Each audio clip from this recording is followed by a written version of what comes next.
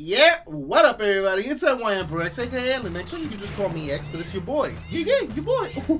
And this dusty motherfucker right here is a simple man of Tomba pleasures, otherwise known as the Moose King, but that's just me, and we are the Dust Budnies.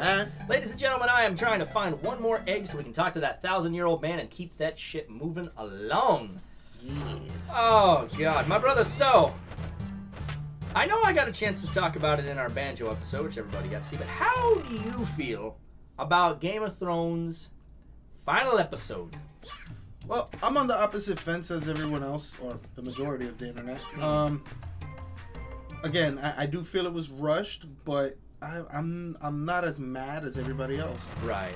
Like, if you paid attention to the interviews, which I have, like, every interview. Oh, God, yeah. For the last 2 years, a lot of what happened is planned. Mm-hmm. George said himself, you know, he had like, I think it was like a 2-day meeting with these guys. Really? Yeah, and it was just discussing, you know, right, everything and that's supposed to happen. Right. But again, like in the show, there's people who are alive and people who are dead. People who are half alive, half dead, like you got everything. And it's vice versa in the books or vice versa in the show.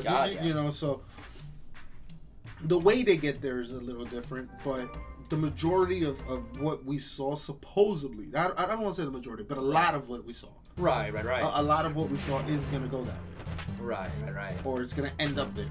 Right. And, you know, it kind of makes sense. I mean, if you know George, he likes the idea of there's no such thing as white and black. Oh, God, Everything has a gray area. Oh, God, yeah.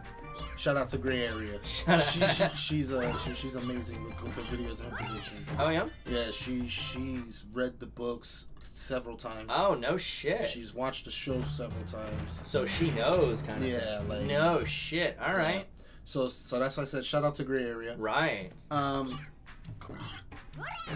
But as far as the show's concerned, I think personally that yeah, it was rushed. I'm a little disappointed in some things. Oh, yeah. And other things I'm like, okay, cool.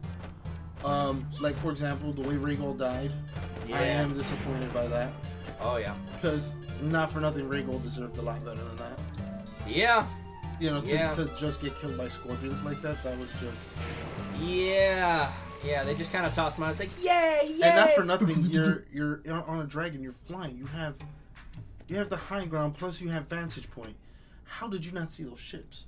Oh, remember, she kind of forgot about the Iron Fleet. Yeah.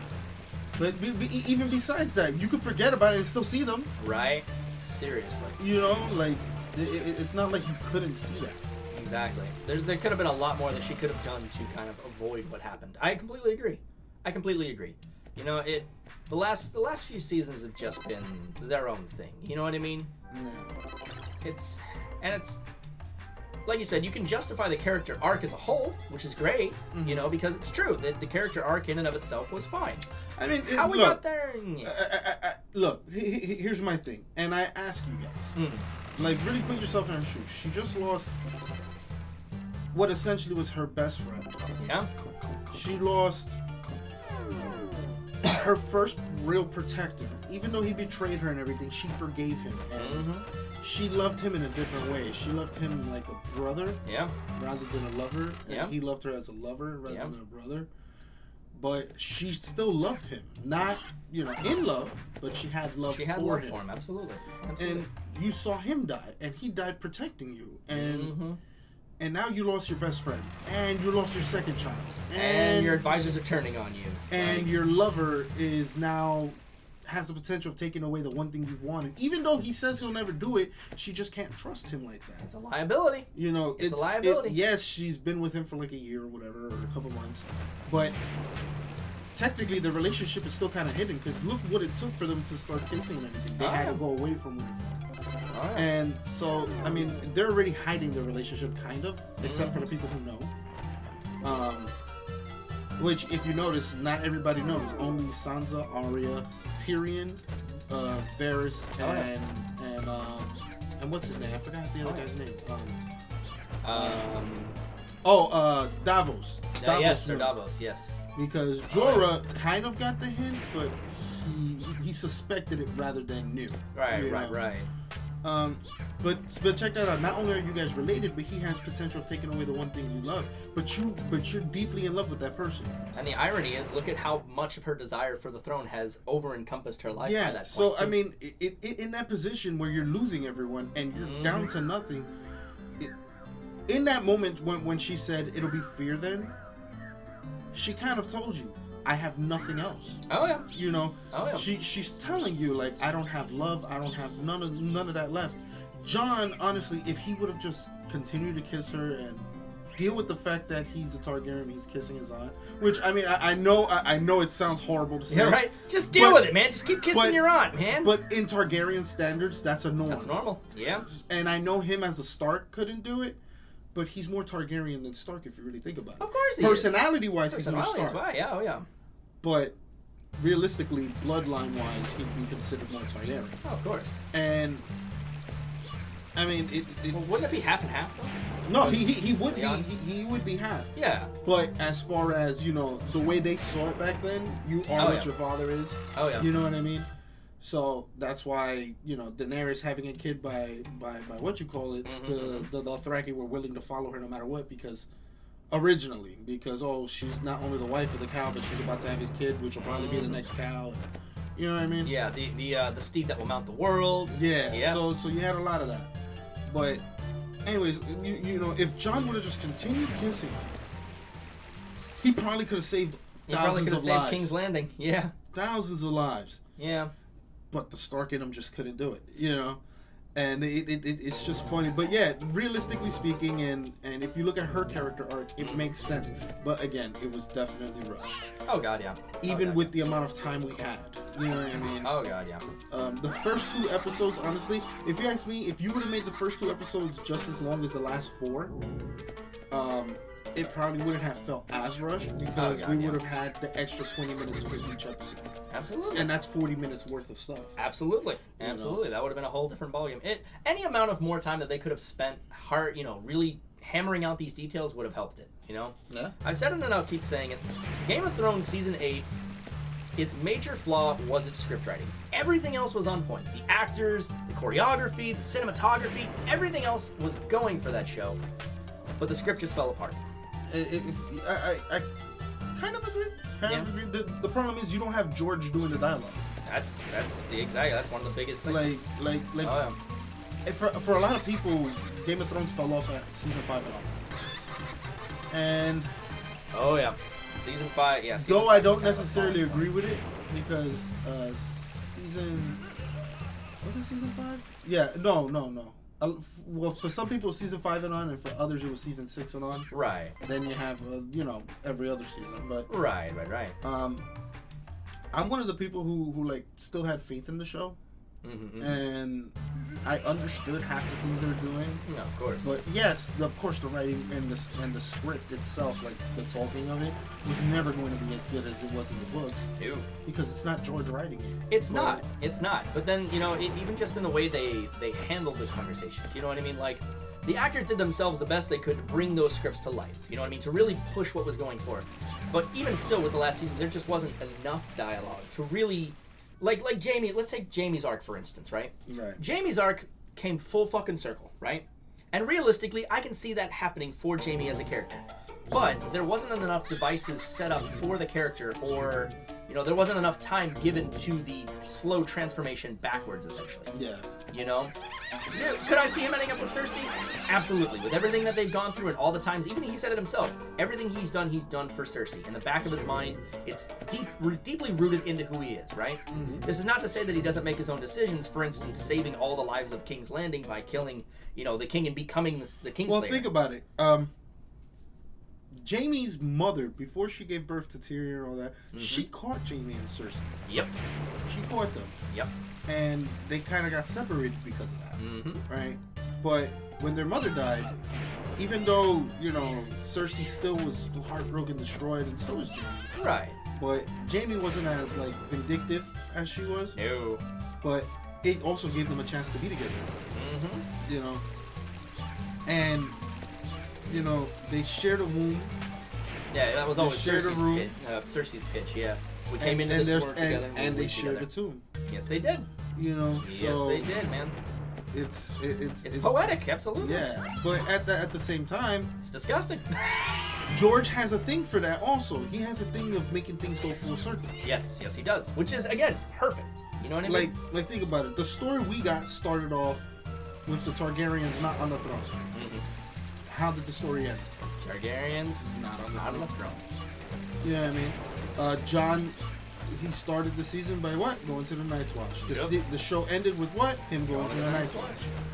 Jaime was in love with Cersei, and he was with Cersei in his very first shot, or his very first, what you call it? Yeah, his first big scene, yeah. Oh, yeah. His very Where first did he scene, end up? And his very last scene was with what? With Cersei. Was with Cersei. Absolutely. So all these things do come full circle. Absolutely. Which is why I say, I mean, George even said it in his blog. Mm-hmm. Is the show gonna end or is the books gonna end the same way as the show? Right. And his answer was yes. No. What, really? Yes. No. Check this out. This was his official response. Yes. No. Yes. No. Yes. No. Yes. No. Right. So a little bit of column A, a little bit of column B. But again, if you pay attention to his interviews, yeah, he also said why. Because there's characters that are alive in the books that aren't in the show, and vice versa. So, of course, it's going to end up pretty much, Bran's going to be the one on the throne. Yeah. And the reason why I personally believe it's going to be like that in the books also, the very first chapter, besides the prologue, the perspective we get it from is good. So how do you go full circle? How do you go full circle?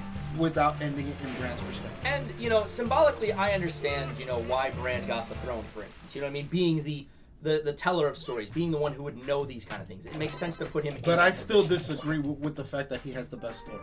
Because personally, I think Jon or Daenerys had the best story.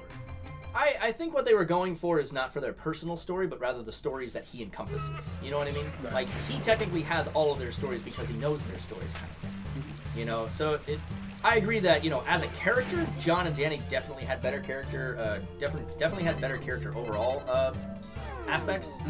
But Bran being the embodiment of that knowledge, it's kind of like a symbolic thing where it's like, oh, he's perfect for the throne because he embodies everything that is good about, the world in some fashion or another. Right.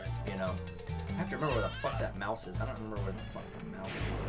Because the mouse has the hole where I need to put the final key so I can get the big key, so I can go into the big door, smash the final leg, go get the guy from the 1,000-year-old door, and so I'm just going to start going back in the holes. Yeah, sorry guys. I know you're more here for Tomba, but... Hey, look, man, this is our one chance we get to talk about these things, But that's the thing. Like, we are playing Tomba, and this is, this kind of... I will say this is one of the slower parts of Tomba, because you have to go around this place a million fucking times, and there's a million ways in, and all this little shit. I don't remember where all this shit is 100% of the time, Like, there's a lot of other more linear levels that I remember, absolutely. But this one was one of the ones that was just, like... It was always a roundabout. I could never remember. That? That's actually a little hut that if I can get that ruby on the top there by maxing out my pink gauge on the bottom, I can light it on fire and get through. I said that all in one breath. For some reason, I assumed it was fire that I was going to get through it, but yeah, I didn't know how to get the fire. See, and then all I got to do is come back to this guy now, up here. Any other questions you got for me? Oh, fuck. Let's see. I am mad, though, that Jon got screwed. The way he did. His whole family betrayed him, besides Arya. If you think about it, fucking Bran played him good. Bran played him? Think about it. He's the one who told Sam the information needed to be brought up before the war of what you call it. Right. Okay. Sam told him, knew that was gonna fuck with Jon, knew Jon was gonna tell Daenerys, knew that was gonna affect Daenerys. And that was going to set Daenerys off. You get me?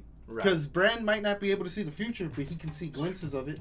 Right. He sees it in little, what's it called?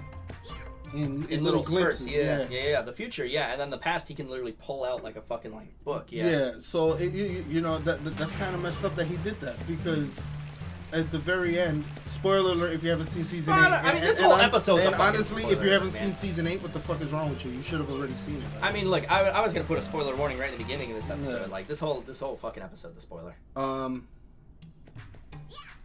if you haven't seen at the very end, Bran kept saying he doesn't want to be Lord of Winterfell. Lord of Winterfell. He doesn't want to be Lord of Winterfell. The very end, why do you think I came over this way? I know you don't want it. Yeah, exactly. Which means he knew he was going to be king. Mm-hmm. You played Jon. You made Jon break his heart again. Kill the woman he loves again. Took his title away from him. Essentially damning him to give up the title. So you could become king. Sansa screwed him by fucking betraying his trust. The one thing he asked of her. Swear to me, you won't say nothing. And what she do? Yeah, she couldn't even. Ned held it his entire life, or from the moment. Technically, his entire life. Well, Jon's entire life. He held that secret Jon's entire life. Not even on his deathbed did he, or not deathbed, but death stump, I guess you could say. Right. Did he even say there's another target? Nothing. Right. Sansa couldn't even hold it for an hour. Seriously, that's fucked up. I agree. His family played him. I don't think Bran played him. I think Bran knew it was always going to go this route, so he had to make sure that it kept going that route. Yeah, but exactly to keep it going in that route is to play the game and to make the wheels go in that. But I think that's the whole point, though. It's like he was supposed to be king, and he knew he was always supposed to be king. I don't think so. I think he played him. No, I don't think. He played him. And that to me is fucked up. But that's my thing. I don't see Bran as a complicated character in that regard. You know what I mean? With how he is as the three-eyed raven, his whole thing being not interfering and all that, I think it was just kind of one of those things. But he did interfere. And he didn't have to do it. He could have let everything go the way it was. Right. And it could have, again, it would have saved thousands of lives. So not only was Sansa responsible for the massacre of King's Landing, so was Bran. I don't know, man. I feel like from a fantasy setting, it's kind of one of those predestined kind of things where you can't really do much about it and it was always going to happen. But you can. And here's why I say in the show it's kind of weird. Because they make this whole big thing about Bran's the one who can beat the Night King. It's Bran. Right, because... And Arya kills him. Which it makes sense for Arya's training, but it doesn't make sense for Bran's training. You get me? So Bran's training was what? Literally just to know all the stories, so at the end, who has a better story than Bran? No, but that's the whole point. Know, like, he's the embodiment of knowledge. No, you know exactly, what I mean? which I understand. But like I said, I still think that that's just a cheap way out. No, I think that's what they were building him up to, man. The same way it's like, I saw an exposition the other day talking about Arya, right? And they talked about how Arya's story has always been that she is, the progenitor of life. You know what I mean? She's the protector of life in that regard. By being the embodiment of death, by bringing death to those that she deems worthy, essentially, right? So her taking out the literal embodiment of death, in this case the Night King, made sense for her character arc because that's what she had always been set up to be. Did you find the mouse? Huh? Did you find the mouse? Yeah, I found the mouse with the key. I got the big key, went into the big door, and I just got the last egg, and I got him, so yay! Continue. Progress! No, yeah. But yeah, it was just kind of a discussion of how, Arya was always going to be the one to kill the Night King because of how her arc was set up, because she was the embodiment of the one to... But now I'm interested how that's going to go in the books, because in the books there is no Night King. Exactly.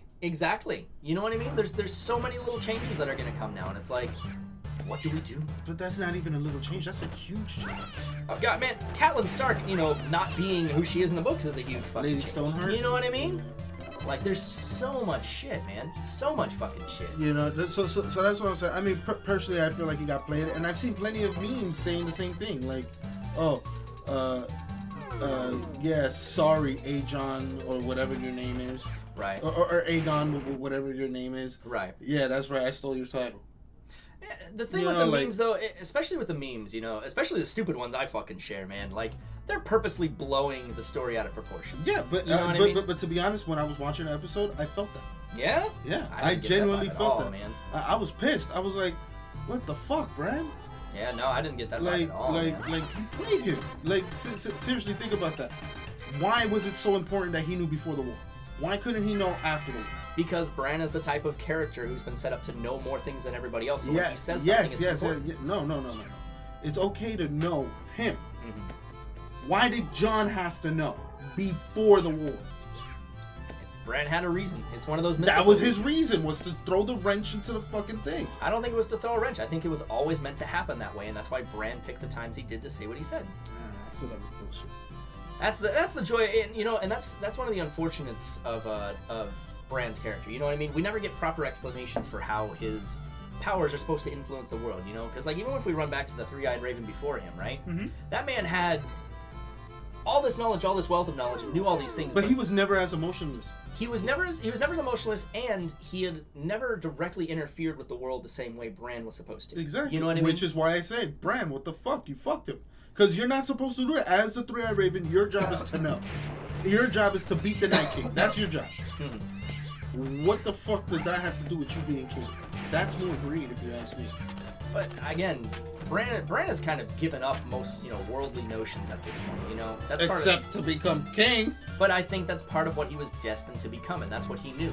Which is why him as the three-eyed raven would make sense that he was the only one actually interfering with the world, because that's what his destiny was supposed to play out to be. I disagree, because Bran himself said plenty of times, I don't want anymore, I don't do this anymore, I don't do that.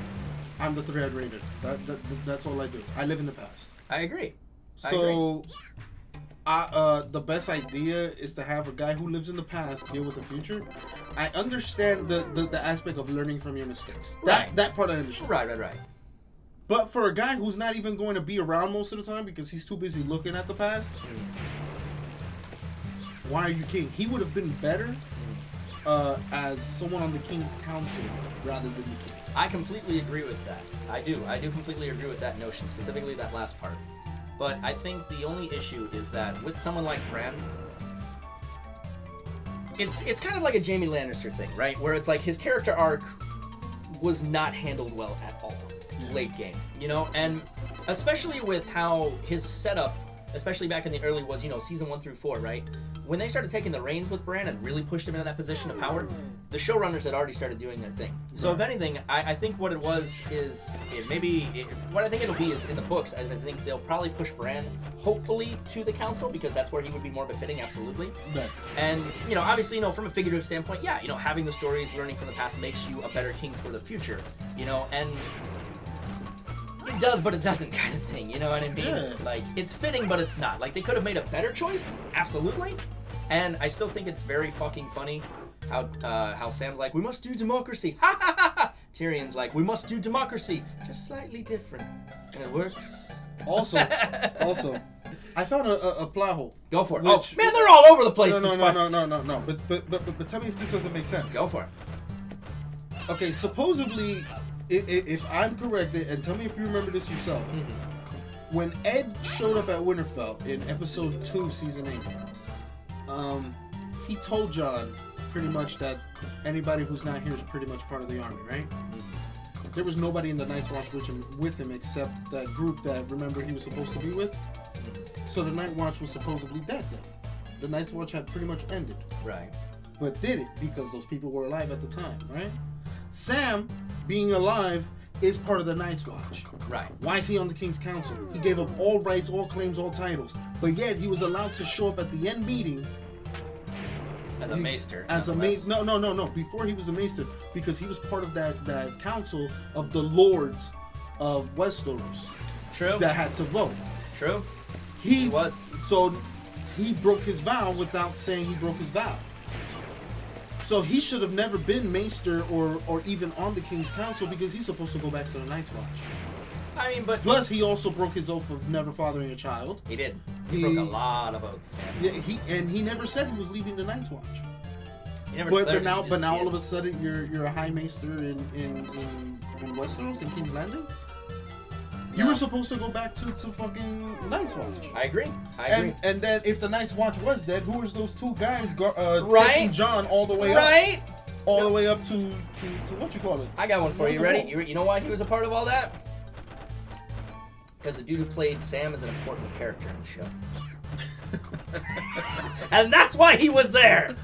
And it's bullshit. I agree, man. But I find it funny that no one's noticed that or said anything about it. Right. The internet has not gone in an uproar about Sam. Right. But they're all pissed about Daenerys and Jon and all this shit. But no one says nothing about Sam. Hashtag Sam uproar. What the fuck? Get that Sam? shit trending. Sam Uproar. Hashtag Sam Uproar. My man conned his way out of the Night's Watch. He really fucking did, man. He really fucking did. Oh my god. Hell yeah, man. Hell yeah. Now, besides the brand thing, Yes.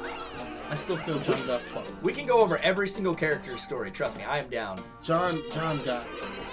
I'm more mad. Besides the fact that he's my favorite character there, Right. more because he's honorable and he reminds me of Ned. He's a good guy.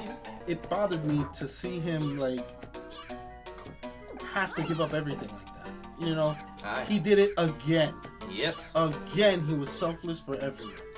And what did he get for it? Fucked. That's Jon Snow, man. Yes, there it is. My mysterious mushroom. It really is sad that that he is the embodiment of ice and fire, and all he was good for was sacrificing himself. You know, and it's really sucks to say, but yeah, if you really think about it, his lineage, his whole everything, it served one purpose, right? Narratively. And that was to show. Oh, nice. I got that one. Great. It served one purpose and one purpose alone, which was to show an antithesis to sort of Dany's character arc, where having access to all this power, knowing he could be the most powerful person in the world, and still taking a Ned Stark and just turning it and saying, no, I don't want it. You know what I mean? And unfortunately, while Jon doesn't have anything to show for it externally, I think that's the best he could have gotten. You know what I mean? I don't know. Maybe. I mean, what do you I'm want open from him? to it. What did you want for Jon Snow? Of that you course, feel like it's a George R. R. Martin story. Or Fucking it's fuck George R. R. Martin. No. Yeah. Not fuck George R. R. I'm Martin. gonna make sure I cut that audio and use it every time now. No. Fuck George R. R. No. What I meant was, fuck the concept of it being, a George R. R. Martin story. The fact that it's a Song of Ice and Fire, okay, and that there is no such thing as a happy ending. Right. I truly wanted Jon to do it, but to do it, he had to kill Daenerys.